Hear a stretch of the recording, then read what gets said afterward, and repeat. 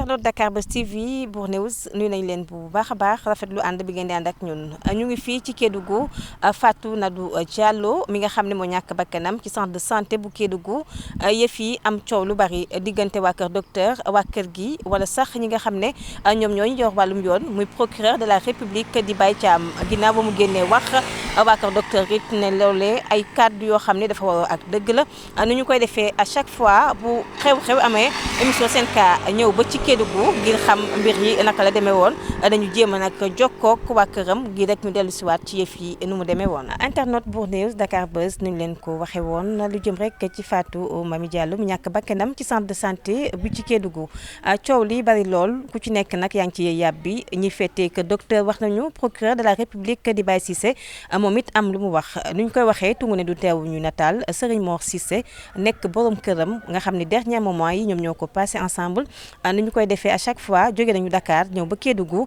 ngir séq ak moom waxtaan ñu daal di koy déglu sëñ Mor ñu ngi lay nuyu di la jaale bu baax a baax ñu bàyyi la nga nuyu ak suñu mbokku internet yi. soxna si maa ngi leen di nuyu di leen sant maa ngi tudd Malick Cissé alias Mor Cissé maa ngi juddoo Kédougou fii yaroo Kédougou fii magee Kédougou fii maa ngi nuyu Sénégal yëpp adduna bi yëpp diaspora bi partout dans le monde ku nekk fi nga nekk ak waxtu bi nga may dégg maa ngi lay nuyu di la sant di la gërëm. yow yaay borom këru Mami nga xam ni moom moo ñàkk bakkanam ni ma ko waxee léegi rek bi may tàmbali lan nga ñu mun a wax ci sa soxna ginnaaw bu mu wanee lor naka ngeen def ndax daan na dem visite ndax daan ngeen saytu wér-gu-yaramam ak yu ni mel. waaw soxna si maa ngi sant yàlla julli ci yonent bi Seydina Mohamed sallallahu alayhi wa sallam sama soxna sama xarit la sama lépp la sama taawo ba ci kii nga xam ne làqu na ci maa koy yóbbu visite accouchement yi yëpp maa koy fekke ba ci seexam yi am na ay seex ci sama loxo fii laa leen accouché ki mu mujjee am par césarienne la j'étais là man ak moom ak gynécologue bi musul won lor keneen yóbbu ko hôpital ba ci lii am. yéen ñaar yéen a doon ànd. c'est sama moitié la sama genn wàll la sama lépp la. man tey ni ma mel nii tey yàlla ak moom la ginnaaw yàlla ak yonent bi moom la c'est une femme brave c'est une femme que je remercie une femme que je ne vais jamais oublier même boo gisee tey climat bi ci kër gi c'est grâce à elle waaye. alors mu am lu jot a xew foog naa ne askanu Sénégal ak li ko wax ba ci diaspora bi daal nañ ko yëg. ginnaaw ba mu génnee àdduna ñu doon ñaanal yàlla may la xolu muñ ñu gis ne coow li dafa xawoon na bari comme yéen ñaar yéen a nekkoon est-ce que mën nga dellu si waat ci li jot a xew ndax waa kër docteur ginnaaw bi ñu waxee négligence la ñoom tegg nañu yooyu tuuma. waaw soxna si xam nga waa kër docteur lu leen di arranger rek la ñuy wax man visite maa koy yóbbu ba keroog li jot a xew bi muy xew yëpp maa ko yóbbu j'étais là arrêté 14 heures bi ñu duggee ci district bi maa ko indi yoroon bulletin d'évacuation maag benn matrone bi ko évacuer référé ñu jox ko sage-femme de garde bi bañ ko joxee sage-femme de garde bi mu ne allez-y à l'intérieur na dem ci biir kenn si ñoom jógul sax pour accompagner wu ko pour orienter ñu fii ngeen di nekk wu fële.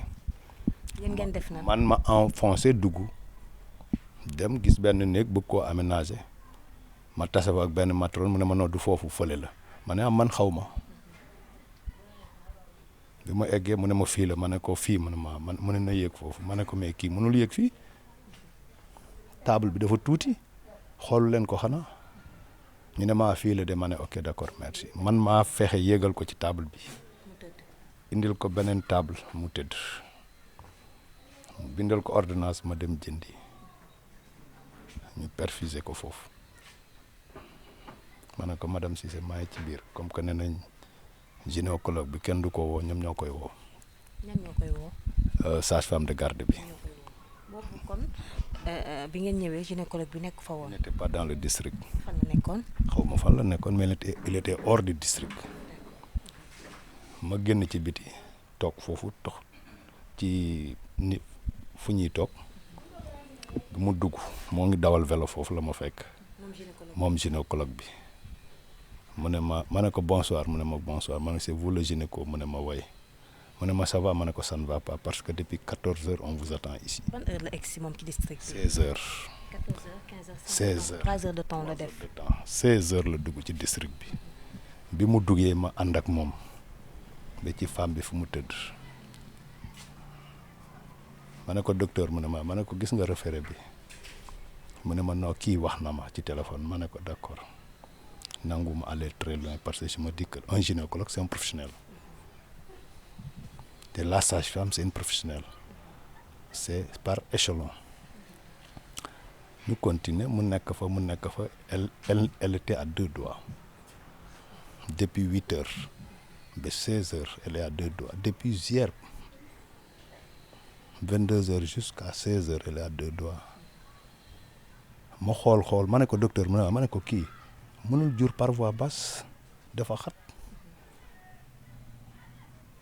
mu nekk forcé amul lu mu deful mu ne kii na bi def na touché bi. def na touché bi j'étais là arrêté mu def tout ba 17 heures et quart mu ne nañ ko wol anesthésiste bi ñu wol ko anesthésiste bi ñun man maa ko yëkkati teg ko encore ci chariot bi ñu yóbbu ko biir bloc dans un état inexplicable. état inexplicable maanaam dafa sonn wala. inexplicable maanaam elle est couchée ñu écarté ko mais tu ne peux pas imaginer quoi man maa pousse chariot ba ci bloc bi wàccee ko tëral ko ci table bloc. ma ne ko docteur ordonnance bi ma dem jëndi garab yi mu ne ma non am naa ay garab je vais gérer. moom le docteur le gynéco. sama jabar wa man Cissé kaay ma ñëw mu ne ma demal kër ga nga indil ma drap ak benn complet mu expliqué ma complet boobu. ma ñëw fekk sama jarbaat bii di togg mu génne jox ma yóbbul ko loolu yëpp ma ne ko d'accord balaa ma départ ma ne docteur ordonnance bi nga ne yow yaa koy kii ma ne ko loolu ma xaw ma ko ma j'ai une mutuelle am naa mutuelle sama doom bi ñu césarienne ordonnance lañ ma jox mais quand yow boo ma nee tu as des médicaments mu ubbi armoire bi. ma garab yaa ngi nii. ñu desandi foofu garabu docteur bi la wala garab boo xam ne day dem ci poche hôpital bi. mu ne ma garab armoire médical armoire bi mu yor ci biir bloc bi ay garabam la. ma ne ko mais docteur césarienne da nga ma war a bindal ordonnance te am na benn këyit buñ ma mus a jox bu ma signé mais signé wu ma ko. mu ne ma noo demal rek je vais gérer ma dem indi affaire yi ñëw toog ma ne ko madame Cissé indi naa affaire yi mu ne ma ok anesthésiste fi ma taxawoon mu ne ma soor ma ne ko ok merci monsieur ma génn toog buntu bloc bi ba 19h25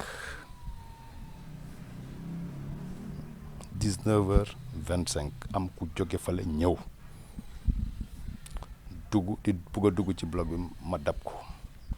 ma ne ko mais grand ma ne ko mais ñii dañuy opéré de mu ne ma non fii laay liggéey ma ne ko mu ne ma wooye ma ne ko fii ngay liggéey mu ne ma waaw ma ne ko ok pardon ma dellu toog mu ubbi dugg comme ñoom c'est des professionnels li may wax xam nañ bu dee logique la te sénégalais yi may déglu ak àdduna bi may déglu xam nañ bu dee loolu dégg la ou bien du dégg. ma toog 20 heures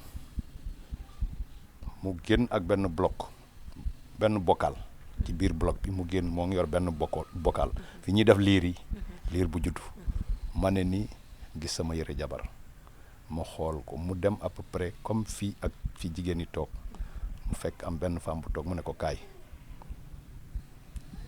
kan la ci ñoom. anesthésiste la wala. Makalu mu ne ki mujj dugg. ba mu ne ma mooy ki doon dugg tam nga ne ko dañuy opérer mu ne fi lay liggéey. c'est un technicien de surface. mu dugg mu ne benn femme kaay femme bi topp ko bi mu ne femme bi kaay rek moo jóg je suis parti à leur assaut femme bi dëpp mu ne laa ilaha illallah ma ne ko Seydina Muhammad rasulillahi sallallahu alayhi wa sallam ma ne ko lu xew femme bi bëgg maa bloqué ci bunt bi ma taxaw mu génn man ma dugg fi may duggee ma tas ak waa ji Makalu ma ne ko taxawal mu taxaw ma ne ko ana li nga yoroon mu ne ma lan ma ne ko li nga yoroon loo wax ndaw si ba mu ne laa ilaha illallah mu ne ma va demander à la sage-femme ma ne ko d'accord ma téye ko foofu ma yuuxu sage-femme mu daw ñëw ma ne ko ça va mu ne ma ça va ma ne kii lu mu indi fii anamu mu ne ma moo ngi fii c'est le bébé ma ne ko le bébé mu ne mooy ma ne ko c'est le ou là mu ne ma la ma bàyyi ko mu dem ma ne ko je peux le voir mu ne ma woy ma ànd ak moom topp ko mu ñëw pousse ma benn carton ma ne ko c'est quoi ça mu ne ma noonu le bébé est là. si carton bi bi muy dugal si bocal la nekk bi mooy sage-femme bi di présenter mu nekk ci carton ma ubbi carton bi gis sama yëre jabar génnee ko teg gis li ñu def. lu ñu def maanaam. daggali bopp bi liir bi ak kii dañ koo daggal ma dëpp dem toog fi ma toogoon tranquille toogaat ba 21 heures maa ngi toog moom gynécologue bi mu génn ñëw fekk ma foofu toog sëgg man ma jóg ma génnee sama benn cigarette talal ko mu jël cigarette bi ak briquet bi dem ci ginnaaw bloc bi tux foofu ba génn pare ñëw ne ma merci duggaat ci salle d'accouchement bi ci biir bloc opératoire bi 22 heures moo ngi jot anesthésiste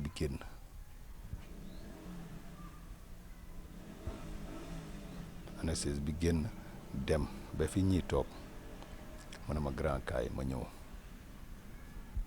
ma jóg dem topp ko ak j'étais accompagné de moom boo fi ngeen jógee mu ñëw romb buntu bi Makalu boobu duggee mu romb bureau gynécologue bi dem salle de garde mu pousse fekk c'est fermé mu dellu si waat ba ci bureau gynécologue bi mu fëgg mu insisté fëgg comme waa ji génn na ci biir bloc bi jaar fi Makalu jaaroon dugg ci couloir bi ubbi bureau mun a dugg bi mu fëggee kooku ubbi ñu dugg toog mu ne ma bon madame nangul yeewu moom anesthésiste bi ma ne ko lan mu ne ma madame nangul yeewu ma ne ko yeewu kon boo leen di césarienne yéen da ngeen di nelawal césarienne nelawal la 21e siècle rek mu commencé jooy. kan ma doon jooy. anesthésiste bi dafa jooy ma ne ko looy jooy sa moom boo frère ne ko looy jooy mu ne pat ma ne ko xamal ne sa giiru dund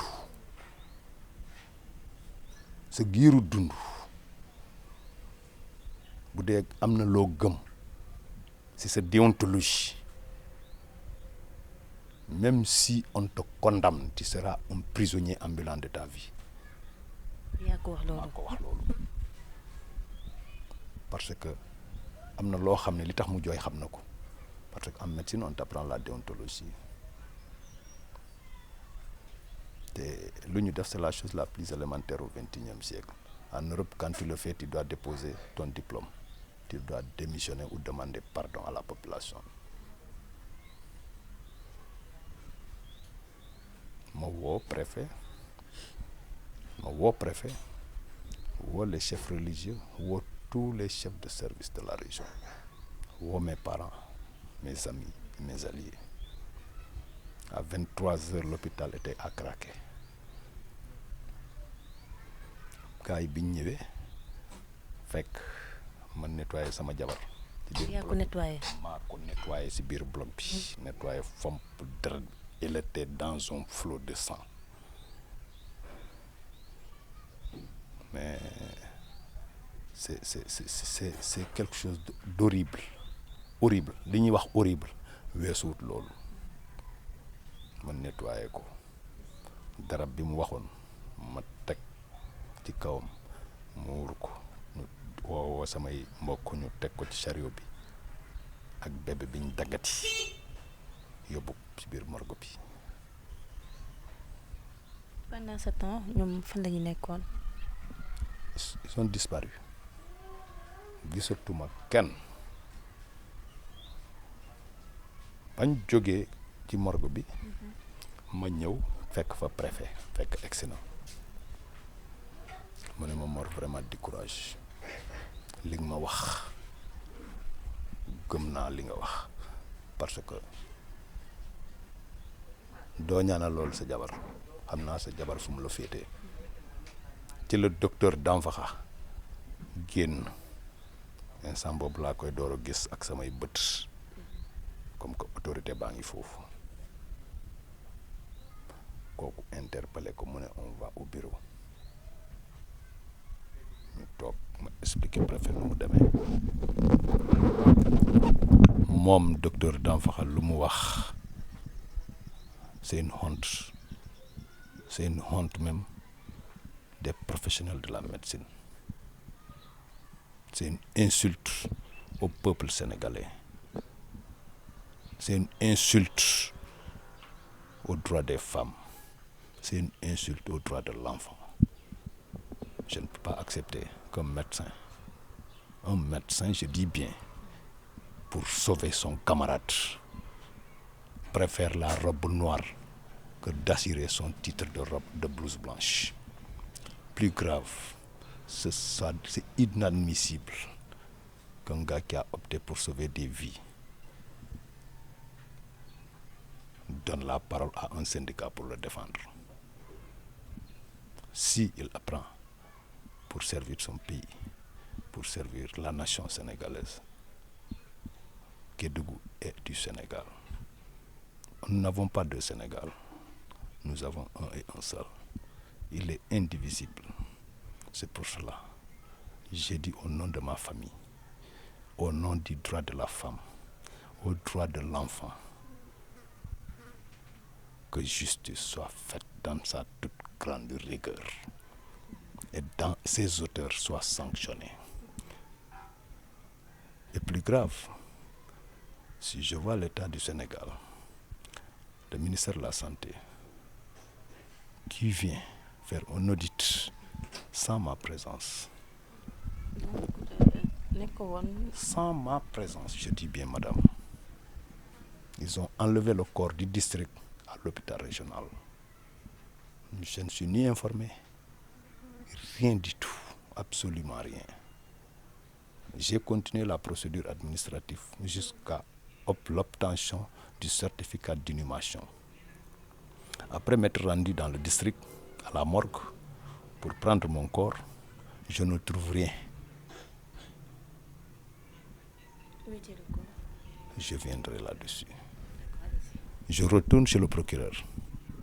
Je dis, monsieur le procureur, j'ai un certificat d'inhumation dûment signé par vous. Je dis, mais où est le corps? Je dis, il n'est pas à la morgue. La morgue est même aux arrêts. La morgue était aux arrêts.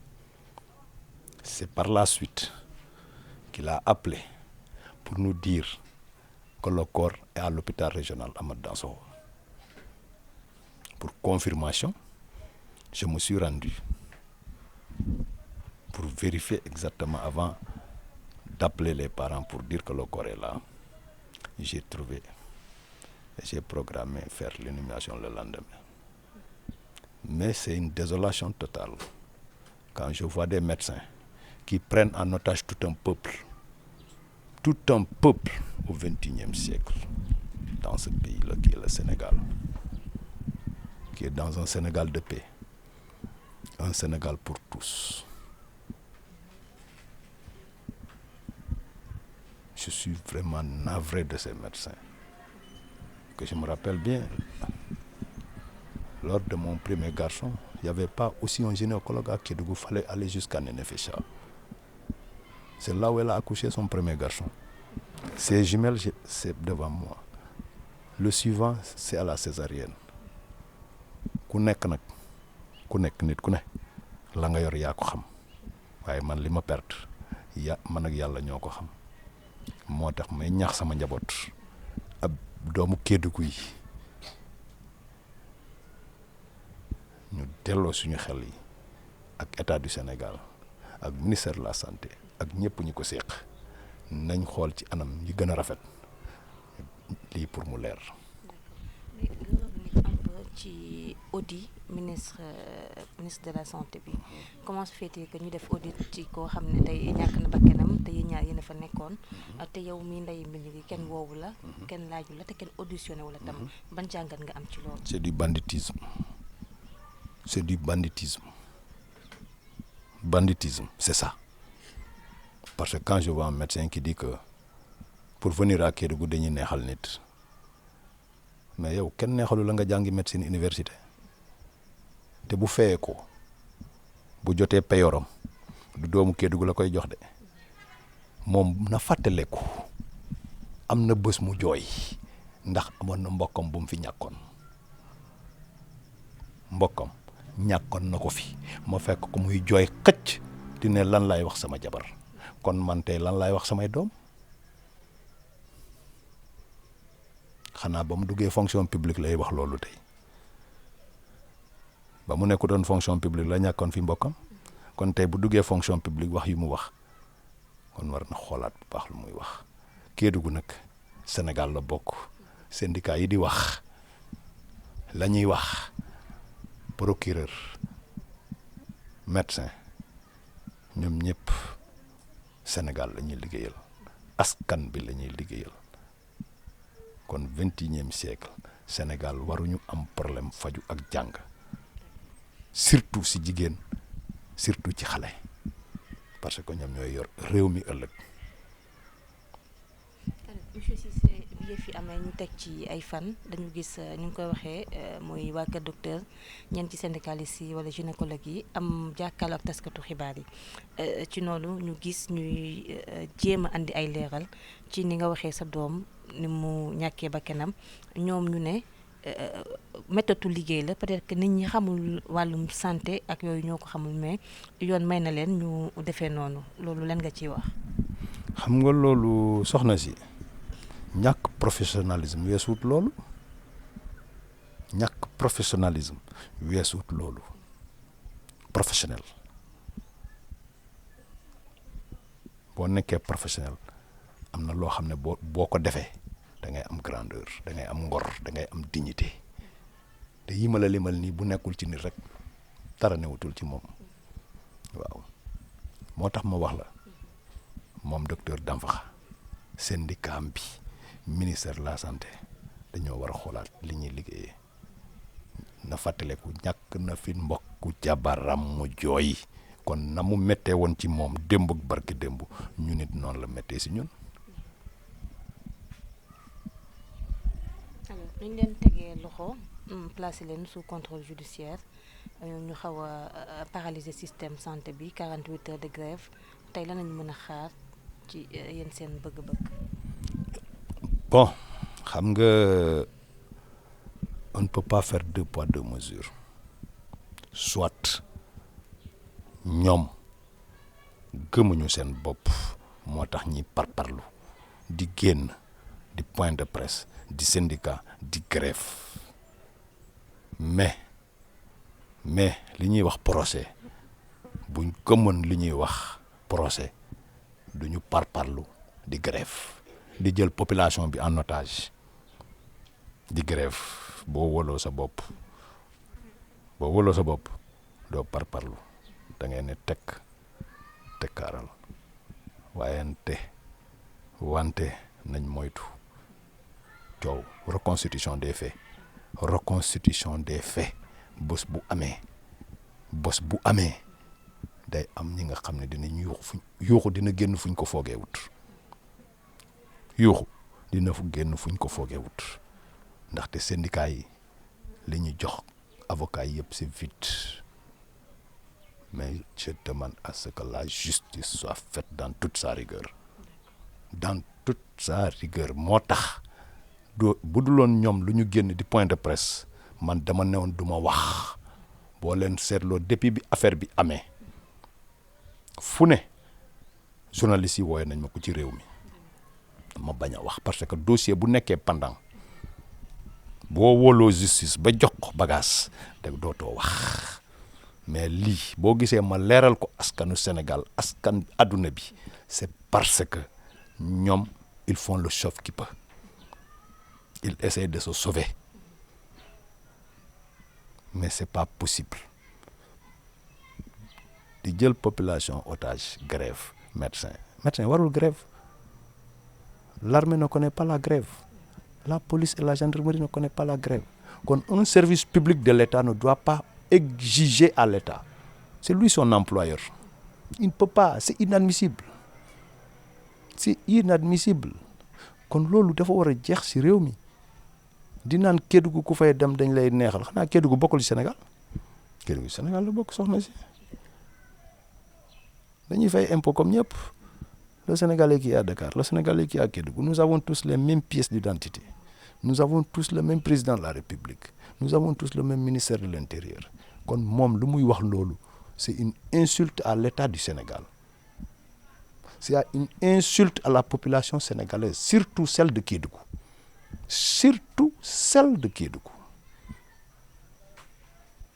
quand on voit des syndicats qui s'attaquent à des magistrats qui imposent pour sauver des gens qui font du n'importe quoi dans leur travail. Vous pensez que c'est normal? Et eux, si on mettait une seringue sur leur dos, qu'allait-il se passer? Si on allait apprendre à mettre une injection ou bien une césarienne sur leurs parents, comment ça allait-il se passer?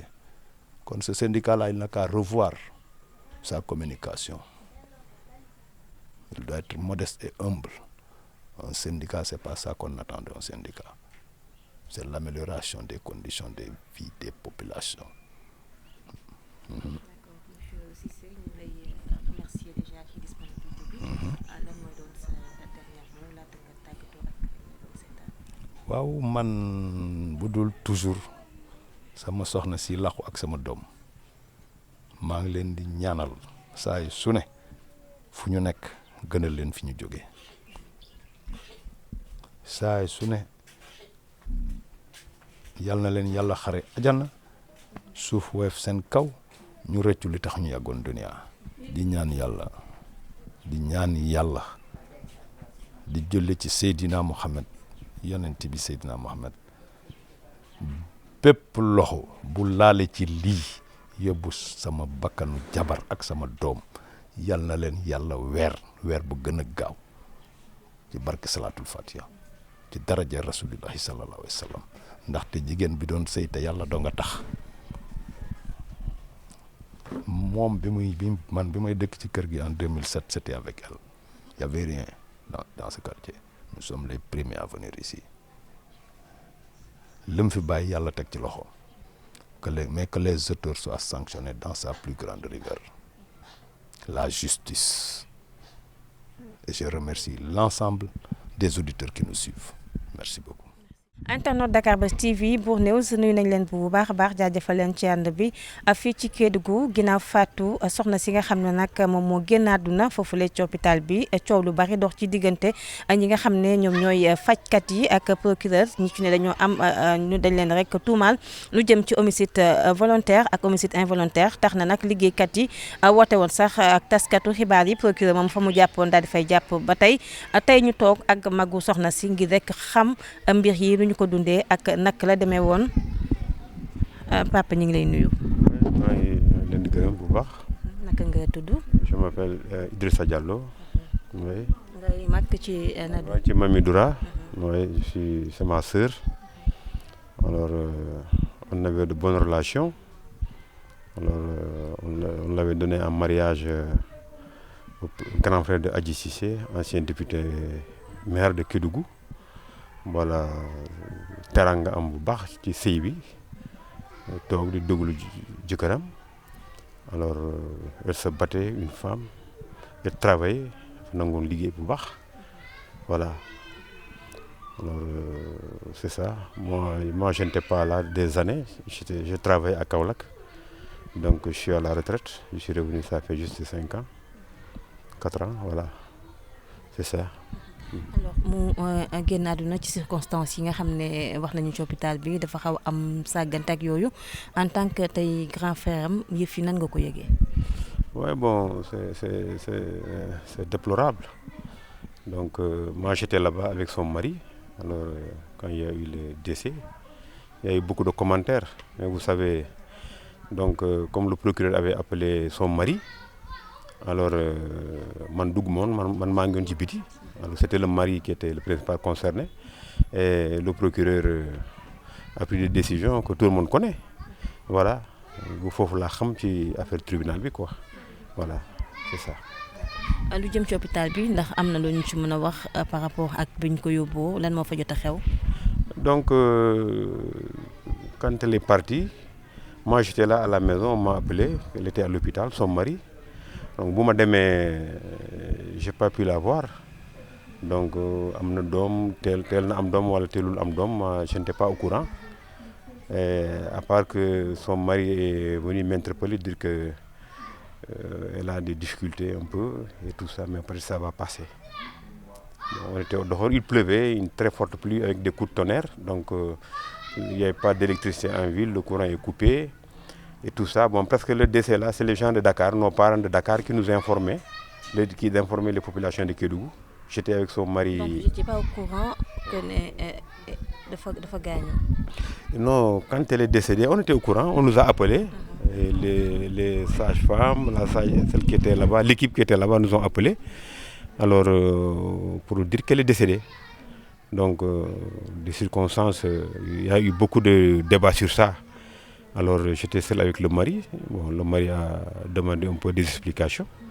Et les médecins ils ont donné des explications bon voilà pour nous qui n'étaient pas clairs voilà donc la cérémonie de se passer donc voilà finalement il fallait attendre le lendemain aussi pour pouvoir avoir d'autres informations par rapport à ça bon il y a eu trop de paroles ils ont parlé de négligence on a entendu n'importe quoi. Non, donc moi je ne pouvais pas, comme c'est le mari qui était le principal concerné, moi je ne pouvais pas trop donner. Est-ce que le mari vous a rendu compte? Ouais, non, le mari, il m'a rendu compte, effectivement, le mari m'a rendu compte.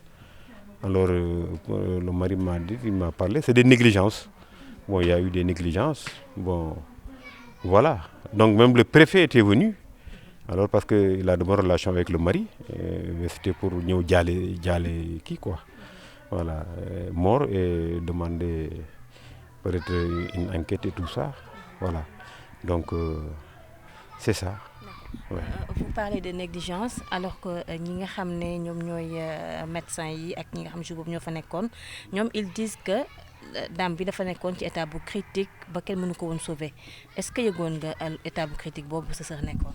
non yëguma ko parce que moi quand j'ai quitté chez moi je suis parti à l'hôpital j'étais au dehors Alors donc, je n'étais pas au courant, c'est le mari qui faisait des va-et-vient. Il avait droit à rentrer au bloc opératoire. Moi étant ma petite sœur, moi j'étais au dehors. Voilà, il faisait des va-et-vient, et il m'informait rien, il pleuvait, des coups de tonnerre. Donc moi j'étais là assis, j'ai même coupé mon téléphone. Parce que nous là, quand il pleut, on coupe le téléphone par rapport au coup de tonnerre. Voilà. Donc je n'ai pas des informations, à part que quand les médecins nous ont appelés pour nous informer qu'ils n'ont pas pu sauver la dame. Voilà. Ça, j'étais là-bas avec le mari. Alors, les gynécos et les autres membres de l'équipe, quoi. Voilà.